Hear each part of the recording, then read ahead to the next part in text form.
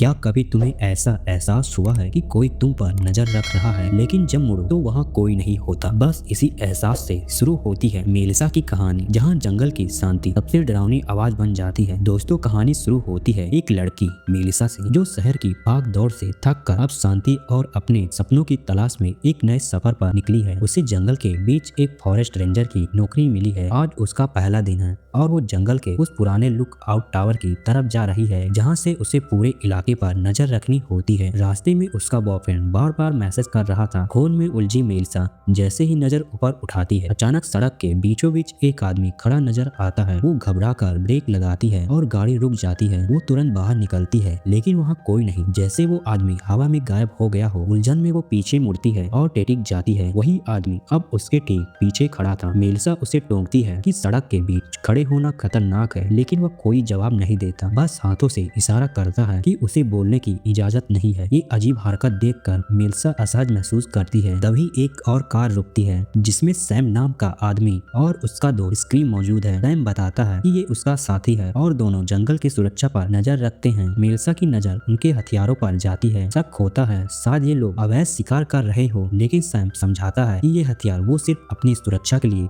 रखते हैं। वो भरोसेमंद लगता है, इसीलिए मेलिसा उन्हें जाने देती है और रास्ता पकड़ लेती है। आखिरकार वो अपने लुक आउट टावर के गेट तक पहुंचती है। गाड़ी अंदर ले जाकर गेट बंद करने लगती है। तभी उसकी कार का रेडियो खुद ब खुद अजीब आवाजें देने लगता है। इसी बीच एक तेज रफ्तार कार उसकी तरफ आती दिखती है और अचानक सामने रुक जाती है। ड्राइवर उसकी ओर ठंडी निगाहों से देखता है। माहौल एकदम तनावपूर्ण। मेलिसा बिना कुछ कहे फौरन गाड़ी में बैठती है और वहां से निकल जाती है। थोड़ी देर बाद वो टावर पहुंचती है, जहां उसे बिली नाम का एक नौजवान मिलता है। वो जल्दी में दिख रहा है। मेलिसा उसे रास्ते में हुई अजीब घटनाओं के बारे में बताने की कोशिश करती है, लेकिन बिली उसमें कोई दिलचस्पी नहीं दिखाता। बस इतना कहता है कि कैप्टन एजवुड बहानों को पसंद नहीं करते, इसीलिए बेहतर होगा वो अपना काम ठीक से करें। बिली जल्दी से अपनी गाड़ी की चाबी उठाता है और निकल जाता है। मेलिसा अब अकेली है, पर नए अनुभव को लेकर उत्साहित भी। वो टावर पर चढ़ती है और वहां रखा सामान देखती है। कुछ समय बाद वो बोर महसूस करती है और काम शुरू करने का सोचती है। वो रेडियो से संपर्क करने की कोशिश करती है, लेकिन कनेक्शन नहीं मिलता क्योंकि जनरेटर बंद था। नीचे जाकर वो जनरेटर चालू करती है और तब उसे एहसास होता है कि रिपोर्ट भेजने में देरी हो गई है। आखिरकार जब रेडियो चालू होता है, उसका अधिकारी नाराज आवाज में जवाब देता है। मेलिसा वजह बताने की कोशिश करती है, लेकिन उसकी बात पर कोई यकीन नहीं करता। दिन का तनाव और बढ़ जाता है। रिपोर्ट पूरी करने के बाद वो टावर से जंगल का मंजर देख रही होती है कि अचानक एक पक्षी उड़ते हुए कांच से टकराता है और नीचे गिर जाता है। घबराई मेलिसा नीचे उतरती है, उसकी फोटो लेती है और उसे दफन कर देती है। शाम होने तक वो आखिरी रिपोर्ट भेजती है और कुछ देर उस शांत खूबसूरत जंगल को देख रही होती है, मानो पूरे दिन की थकान धीरे धीरे मिटने लगी हो। रात में जब वो खाना बना रही होती है, तभी रेडियो से किसी और रेंजर की आवाज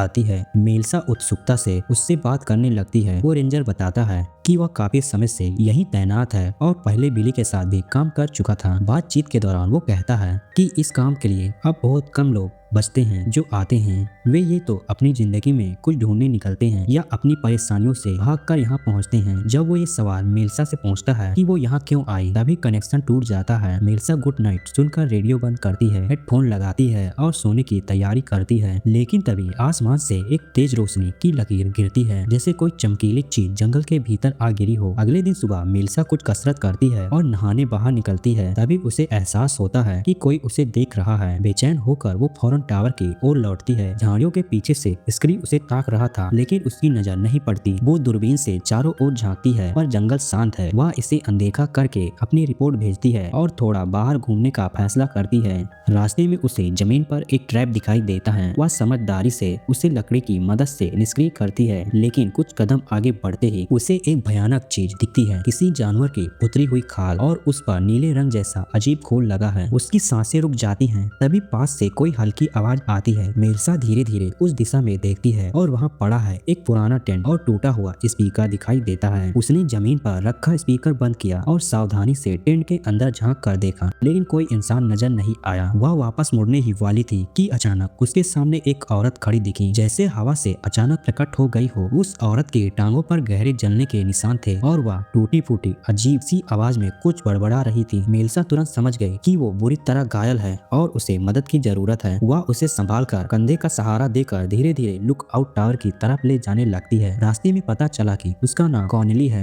जैसे जैसे वे आगे बढ़ते गए, पीछे नजर डालने पर साफ दिख रहा था कि टेंट के चारों ओर की जमीन बड़े इलाके तक जली हुई थी, जैसे वहाँ कभी कभी कोई भयानक हादसा हुआ हो। टावर पर पहुंचकर मेलिसा ने कॉनेली को सीढ़ियों पर बैठा दिया। कॉनेली लगातार घबराई हुई थी और उलझी उलझी बातें कर रही थी, जैसे डर अभी भी उसका पीछा कर रहा हो। मेलिसा ने सोचा कि सबसे पहले उसे मेडिकल की मदद देनी चाहिए। वह जल्दी से ऊपर की ओर भागी ताकि रेडियो से संपर्क करके उसके लिए मेडिकल का सामान ले आए। सीढ़ियां चढ़ते समय उसका सोलर पैनल गलती से गिरकर नीचे जा टकराया और टूट गया। आवाज तेज थी, लेकिन मेलिसा ने घबराने की बजाय खुद को संभाला और सीधे रेडियो पर ध्यान दिया। उसने चैन से पूरी स्थितियां बताई और रेस्क्यू टीम भेजने की रिक्वेस्ट की। जवाब मिला कि कैप्टन एजवुड आसपास ही पेट्रोलियम कर रहे हैं और जल्द ही टावर तक पहुंच जाएंगे। ये सुनकर मेलिसा फौरन फर्स्ट एड किट लेकर नीचे उतरी, लेकिन नीचे पहुंचते ही उसका दिल बैठ गया। कॉनेली वहां नहीं थी। उसने घबराकर इधर उधर नजर दौड़ाई तो थोड़ी दूर पर कॉनेली खड़ी दिखी, जो जंगल की तरफ ऐसे घूर रही थी जैसे वहाँ कुछ छिपा हो। मेलिसा उसके पास गई, उसे पुकारा, लेकिन कॉनेली अब भी चुप थी। उसकी आंखों में ऐसा डर था मानो उसे यकीन हो कि अब कुछ बहुत बुरा होने वाला है। उधर दूसरी तरफ कैप्टन एजवुड अपनी टीम के साथ गश्त कर रहा था। उसे वायरलेस पर कॉनेली के रेस्क्यू की खबर मिली। उसे यह सब झंझट बिल्कुल पसंद नहीं आया, लेकिन ड्यूटी के चलते उसे लुक आउट टावर की तरफ जाना ही पड़ा। अनमाने मन से उसने दिशा बदली और मेलिसा के टावर की ओर बढ़ गया। थोड़ी देर बाद एडवुड टावर पर पहुंचा। मेलिसा ने जल्दी से उसे कॉनेली की जली हुई टांगों और उसकी खराब हालत के बारे में बताया। एक रेंजर ने कॉनेली को संभालकर गाड़ी तक पहुंचाया ताकि उसे तुरंत दूसरी जगह शिफ्ट किया जा सके। इधर एडवुड गुस्से में मेलिसा के पास आया। उसने सख्त लफ्जे में उसे याद दिलाया कि उसकी असली ड्यूटी टावर में रहकर जंगल में आग की निगरानी करना है, न कि खुद अकेली जंगल में भटकना। जाते जाते उसने उसे साफ आदेश दिया कि अगली रिपोर्ट से पहले सोलर पैनल ठीक कर दे, चाहे जैसे भी हो। इतनी सारी घटनाओं के बाद मेलिसा मानसिक रूप से थक चुकी थी। वह कुछ देर के लिए लेट गई और अब उसे नींद आ गई। उसे खुद भी पता नहीं चला। जब उसकी आंख खुली तो उसे फिर एहसास हुआ कि वह रिपोर्ट भेजने में लेट हो चुकी है। फिर भी उसने हिम्मत नहीं हारी और तुरंत ऊपर जाकर अपनी रिपोर्ट भेज दी। मन में डर था कि इस बार शायद उसे डांट से भी ज्यादा सजा मिले, लेकिन इस बार दूसरी तरफ से कोई और रेंजर जवाब में मिला। उसने शांत आवाज में उसे चिंता न करने के लिए कहा। उसने भरोसा दिलाया कि सब संभाल लिया जाएगा। उसकी बातों से मेलिसा की घबराहट थोड़ी कम हो गई। इसके बाद वह नीचे गई और जनरेटर दोबारा चालू किया। जब वह वापस लौटी तो उसे फर्श पर एक बैग पड़ा दिखाई दिया, जो पहले वहाँ नहीं था। जिज्ञासा में उसने बैग उठाया, खोला।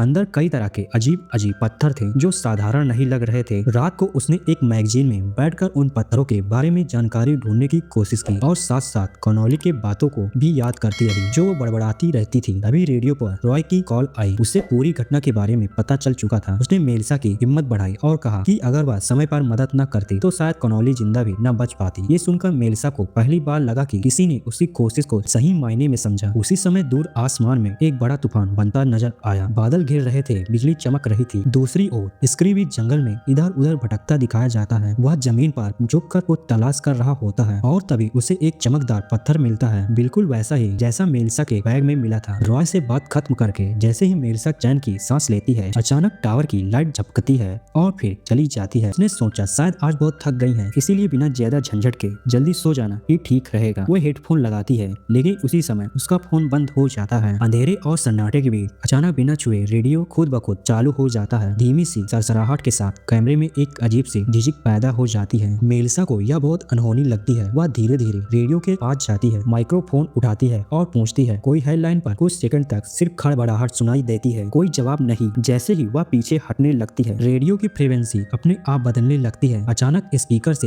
एक बेहद डरावनी गहरी आवाज गूंजती है, जिसे समझ पाना मुश्किल है, लेकिन उसका टोन इतना भयानक है कि मेलिसा वही सन्न रह जाती है। रात एकदम भारी महसूस होने लगती है। अगली सुबह सूरज तो निकल आता है, लेकिन मेलिसा के भीतर का उत्साह गायब था। फिर भी वह बोरिंग तरीके से अपनी ड्यूटी जारी रखती है। एजवुड ने साफ मना किया था कि वह टावर से बाहर न जाए, लेकिन मेलिसा अब उस रहस्यमय कैंप की सच्चाई जानने के लिए तैयार थी। वह अपना बैग तैयार करती है, जरूरी सामान रखती है और आदेशों को नजरअंदाज करते हुए टावर से नीचे उतरकर उसी जले हुए कैंप की ओर चल देती है। वहां पहुंचकर वह जली हुई जमीन, फटे हुए टेंट और आसपास के निशानों की तस्वीरें खींचने लगती है ताकि बाद में सब कुछ रिपोर्ट कर सके। तभी वहाँ एक कैंपर आ जाता है। वो ये सब हालत देखकर रुक जाता है और मेलिसा से बात करने लगता है। वह जानना चाहता है कि यहाँ असल में हुआ क्या है। मेलिसा के पास कोई पक्का जवाब नहीं था, इसीलिए वह बस इतना कह पाती है कि शायद किसी जंगली जानवर का हमला हुआ होगा। कैंपर थोड़ा घबरा जाता है और पूछता है कि क्या उसे भी चिंतित होना चाहिए, क्योंकि उसका कैंप भी यही पास में ही है। मेलिसा के मन में साफ है या किसी भालू का काम नहीं हो सकता, ये कुछ और ही है, ज्यादा खतरनाक। लेकिन वह उसे डराने बताना नहीं चाहती, इसलिए चुप रहकर अपने काम में लग जाती है। कैंपर उसकी चुप्पी समझ लेता है। जाने से पहले वह मेलिसा को सावधान रहने की सलाह देता है और अपने कैंप की दिशा में लौट जाता है। मेलिसा उसकी ओर देखते हुए सोच में पड़ जाती है और दूर से उसका एक फोटो भी खींच लेती है, जैसे उसे महसूस हो रहा हो कि आगे चलकर ये शख्स किसी न किसी तरह इस कहानी का हिस्सा जरूर बनेगा। उस रात मेलिसा टावर की बालकनी पर बैठकर दूर तक फैले घने जंगल को देख रही थी। हवा में अजीब सी ठंडक है और उसे नींद नहीं आ रही। शाम काटने के लिए वह रेडियो उठाती है और रॉय से बात करना शुरू कर देती है। बातों बातों में रॉय फिर उसकी निजी जिंदगी के करीब जाने की कोशिश करता है। वह जानना चाहता है कि आखिर मेलिसा अपनी पुरानी जिंदगी से किस बात से भागकर यहाँ आई है। उसे खुद भी महसूस होता है कि वह थोड़ा ज्यादा पर्सनल हो रहा है, इसीलिए वह अपने बारे में बताता है कि उसकी पत्नी एक मनोचिकित्सक थी। रॉय ने बताया कि इसलिए उसे इंसानों की भावनाओं को समझने का थोड़ा बहुत अनुभव हो गया था। बातों बातों में मेलिसा को पता चला कि